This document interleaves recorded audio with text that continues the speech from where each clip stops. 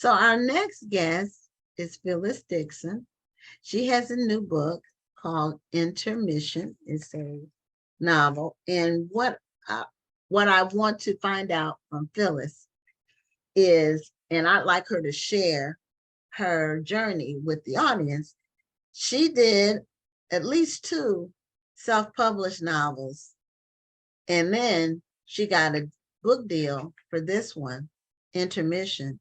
And I don't know if she got a 2-book deal or 3-book deal or how that whole thing worked, but she's an example of someone who self-published first and then came to the attention of someone somehow, and she signed with one of the larger publishers. I tell authors all the time, there's nothing wrong with self-publishing first.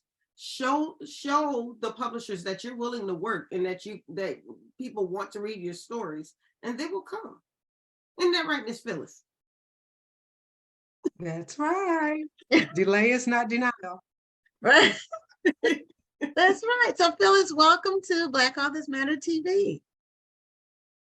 Well, thank you. So happy to be here. And thank you for being here.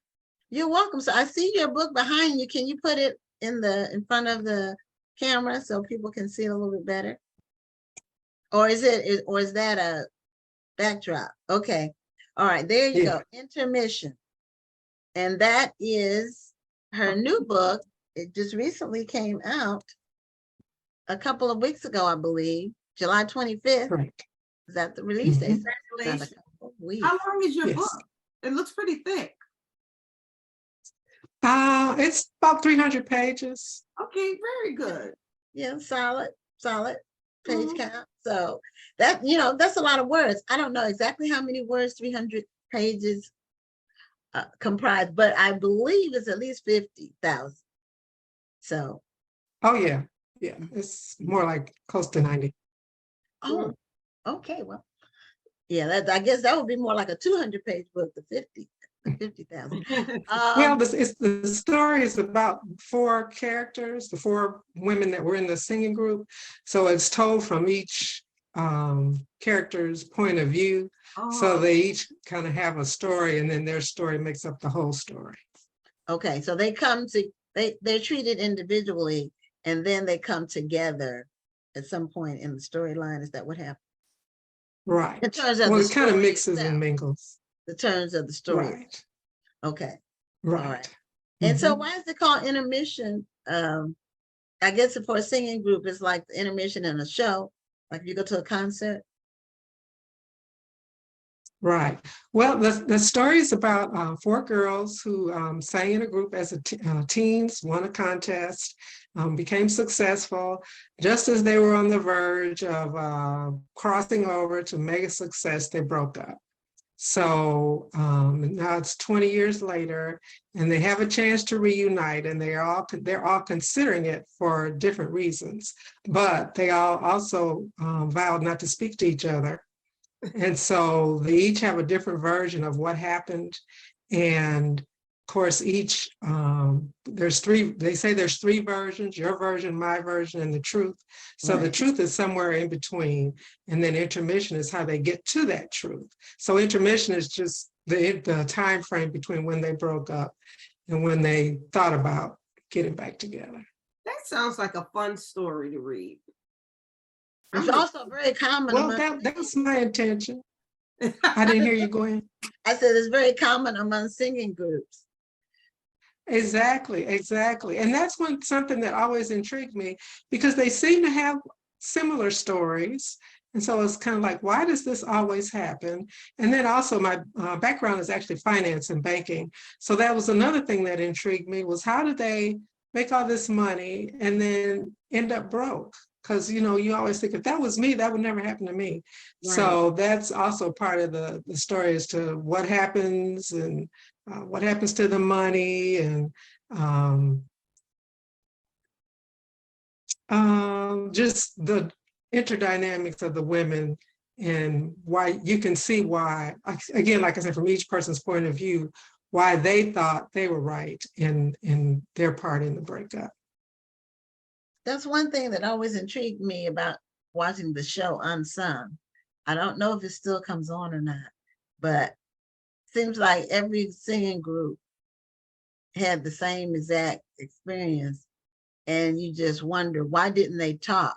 Like, why didn't they share some of the common experiences Right. so they wouldn't keep living the same experience? It's like the beginning, the middle, and the end is always the same. Well, in intermission, then you'll see why they didn't talk. I think it's just something when you put all this money in front of somebody who didn't grow up with money, who didn't have money,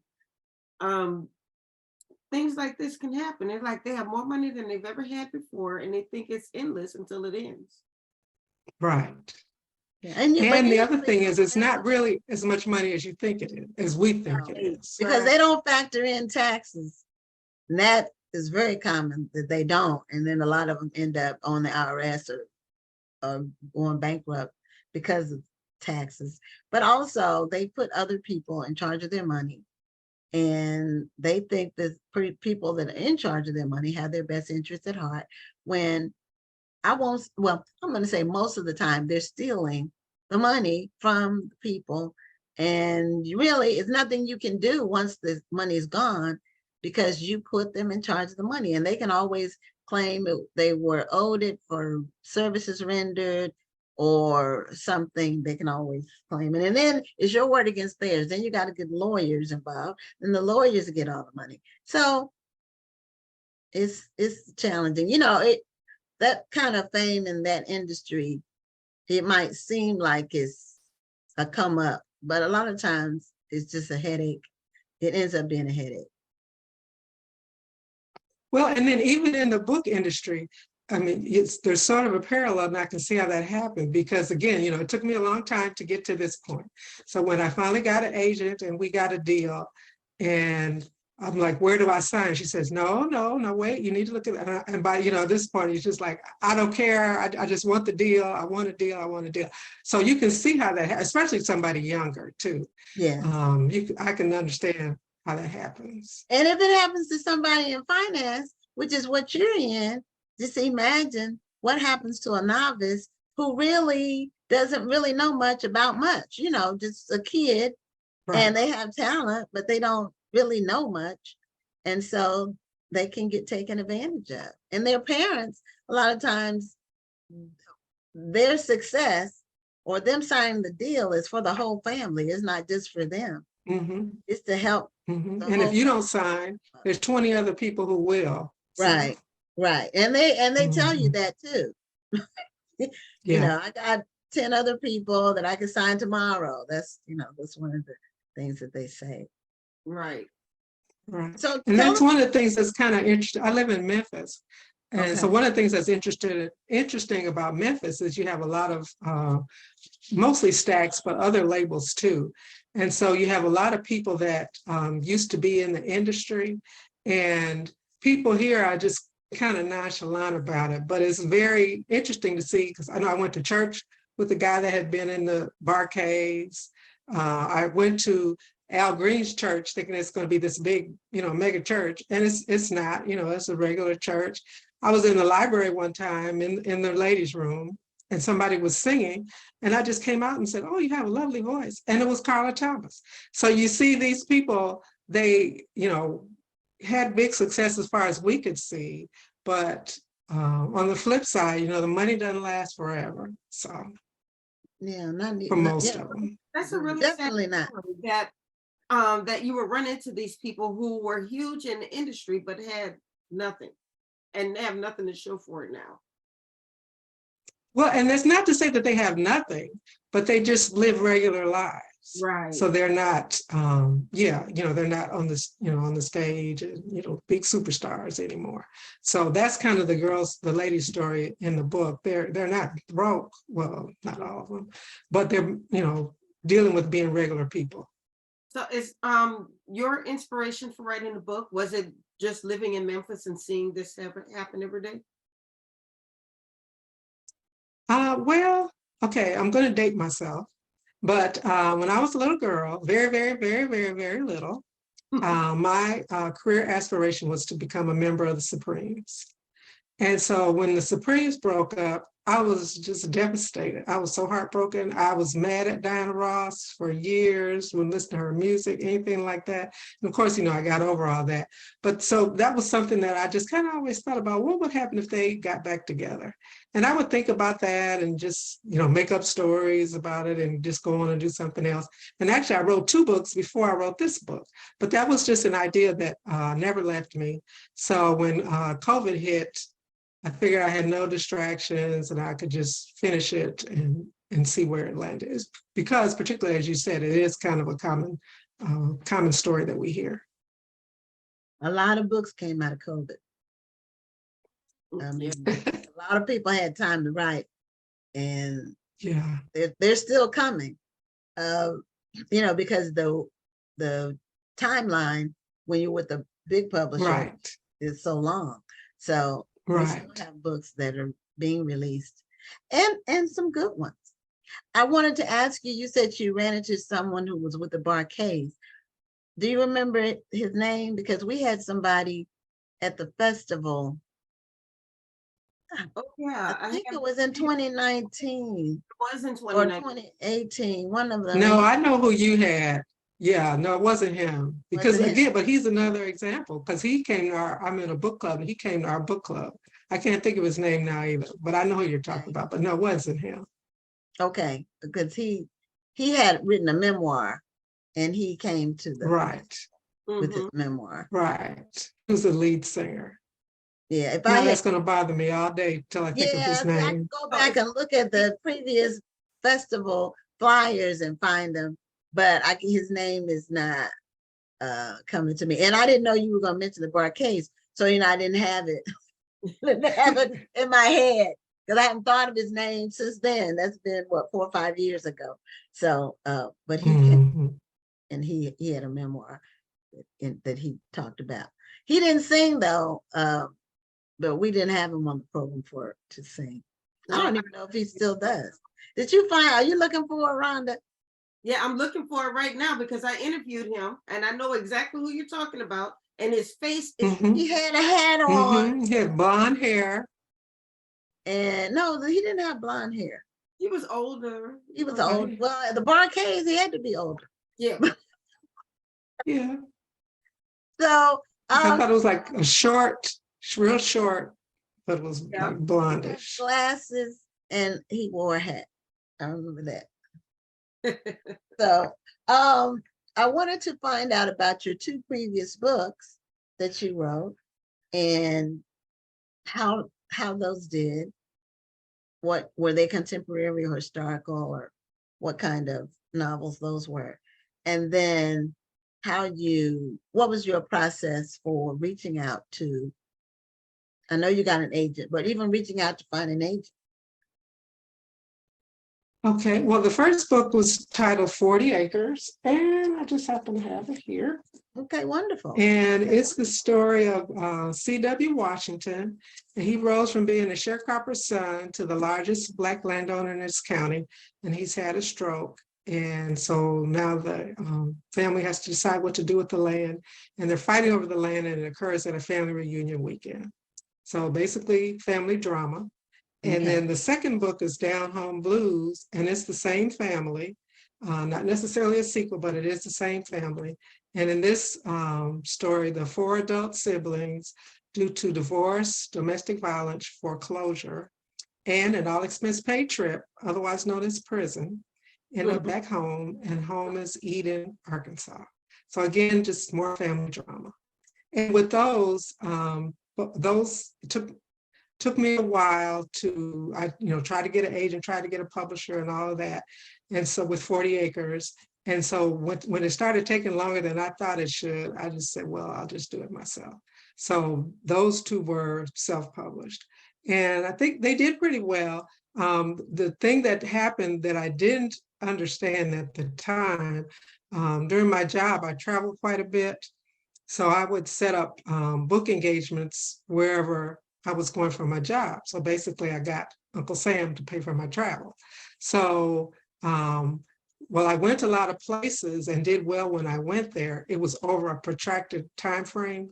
So there was never, I couldn't really gain traction as far as making any lists or, publishers. When you go to them, they want to know how much did you sell in the first 18 months, that type of thing. So that was the deal with those two. So like I said, with intermission, by now I'm a little older and I don't really feel like shipping books. Maybe I've gotten lazy in my older years here, and I don't really feel like shipping books and doing all that. So, and plus, like, again, you see other people doing it, not that, you're comparing yourself, but I'm feeling like, God has that for me too. So it's just very diligent. It was almost harder to find an agent than to find a publisher.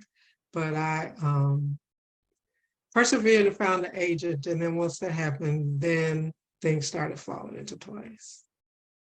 Yeah, I think all of the big publishers require you to have an agent. They won't even look at your work without an agent. So you have to get the agent to even get to the publishers. Smaller publishers, not so much, but most of the time, a smaller publisher doesn't offer you in advance. So, depending, they might offer you royalties, hopefully, depending on what you sell. But to get the advance from one of the bigger publishers, you need an agent. And what was one of the biggest surprises when you went from being self-published to being traditionally published? Did you see a difference that may have surprised you? Well, I don't know if it was a surprise. I think it's just a learning process in that when I did 40 Acres and Down Home Blues, I had them both professionally edited, but it was then primarily me and the editor and maybe one other person, probably my daughter, that read it. But when working with the larger publisher, there's more hands in the pie, but it was helpful. So there were more people that read and more people that read for different things. And also from things I had heard from being in the industry, had always heard that, the publishers, unless you're, a big person, they really don't do much for you and all of that. And I have to say, Kensington has been very helpful to me. I mean, they're not sending me on a big tour or anything like that, but they have been very helpful, a lot of resources.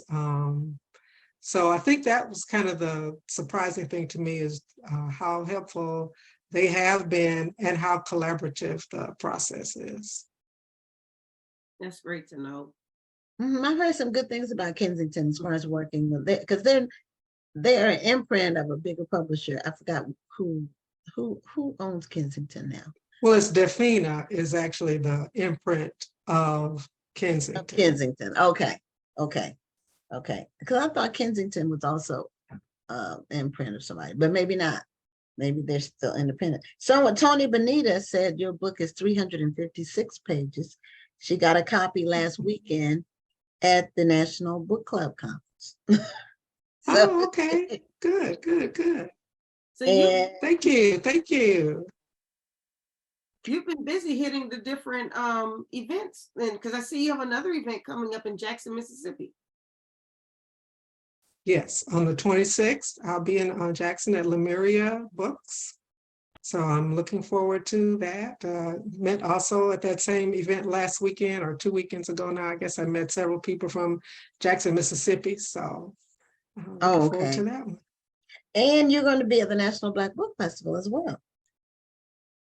That's right. Coming your way, which used to be my way. I lived in Houston for several years. Okay. So I'm looking forward to that. Okay. Someone said coming to Houston is like coming home. Coming home. Someone wants to, Lydia said, repeat the name. So I don't know if she means the name of the book or your name, but your name is on the screen, Phyllis Dixon. The name of the book is Intermission. It's one word title. Right. And Curtis Stevenson said that he's been to Al Green's church and that you're right. It's not a very big church at all. Yeah, I was surprised. Yeah, a lot of times. And even. Well, I was just saying, a lot of times celebrities will start churches and people don't go to church for that. And if they are, then that's kind of like being a groupie, sort of, you know. Mhm. I don't know any celebrities that have extended, large churches for an extended period of time. Because that takes building a Right. church is a major commitment. And it's a Right. 24/7 job. As a PK, it's a 24/7 job. It's not a glamorous job. A lot of people think it is, but if you're really committed to ministry, it's a 24/7 Yeah. job. And it's not, sometimes it can be a thankless job. It can be rewarding, but people feel like you're at their beck and call, sort of, all the time. Tony, Well, I understand that even just from my point of view, my husband, who's deceased now, he was the property manager for a church. And so, like you say, people, they want to stay open for practice. They want to open early for this, come in for that. We need these tables, all that kind of. So I understand. It's too hot up here. We need some heat, all of that. So I understand. well, Tony Benita said that Down Home Blues is a good book. Yeah. Well, ask her, well, not ask her, suggest that she put a review on Amazon, Goodreads, all those places. You hear that, Okay. Tony? Yeah. And Tony, she's everywhere with books. So she does live streams herself with book packages she's gotten in the mail, like over the last week or two. And she wins books on this show, and then she'll tag me when she's doing her live stream to tell people she won the book on the show. So she's everywhere with books. She's prolific, committed, and all that. A big reader. If you need somebody to read, like have a beta reader or just somebody to do, she's a good one. I'm wondering how many books she reads. Tony, if you're listening, which I'm assuming you are since you're commenting, how many books do you read a month? That would be curious. I'm curious about that. Just because she seems like she reads them all. All the ones that come out. Renee Candace said that your covers are awesome, especially Down Home Blues. And Renee Candace is my daughter. Okay, well, hey, And that's her. That look was for. You need the support. Yeah, that's her on the cover. Well, you know what that is. She's my model. Thank you. It's wonderful to include the family in your project. Yeah, see, Candace, it's wonderful. When I was working, again, this is one that I self-published. So when I was trying to do the cover, I guess I didn't realize initially that when you get things from the internet, if you're just going to use them, that's okay. But if you're going to use them commercially, then you have to pay quite a bit of money. Right. And so I was like, oh no, I can't pay $1,000. And so that's what she said. Well, I can be your model and you can give me $1,000. I said, well, you can be my model for free. So that's Candace. Oh, and by the way, the singer we were talking about earlier was Larry Dodson. That's right. It. That was him. Yes. Thank you, Wanda, for looking that up for me. So, but for future reference, you don't have to spend thousands of dollars. If you get a stock photo and you buy one that's royalty free, and they have them, I think iStock is one, it's different companies. You only have to pay a small amount up to a certain print run. So I think it's like 10,000 books. Most people don't print that many over time. I've never paid more than $25 or $50 for a stock photo for a cover. Well, the problem with stock cover, and I'll tell you, Victoria Christopher Murray and I have the same book cover. Yeah, they show up more than once. Right. And that's the thing I don't like about stock covers. But you can change, you can make it look kind of sort of different depending on what you do with it. I haven't seen one of my pictures I've seen, not on other books though, I've seen it in other settings. But the other one, I've never seen it anywhere. So, but when you get like an illustrator or something like that, or a person to do a digital cover, that's a lot more expensive. Although you can find. And that was one thing. Well, and that's one thing too, going from the, self-publisher to the publisher, the intermission cover, was not they asked me what was my vision, and what they came up with was nowhere near what my vision was, but I liked that. And I Okay. think, they did a good job. So that again comes to, with having somebody with more resources at their disposal. Right, because they have in-house cover designers for all the different books they do. So they and they Right. normally will give you different options. I've never talked to a big publisher, been approached by one. I just hear it from all the people that I talk to that are with them. So I get to Right. hear about what the process is. So did you get a 1-book deal, a 2-book deal, or a 3-book deal with this one? 2. 2. So is the second book a Mhm. sequel? No, Oh, something totally different. okay, well, that's good, because usually they want you to do a sequel. That's good.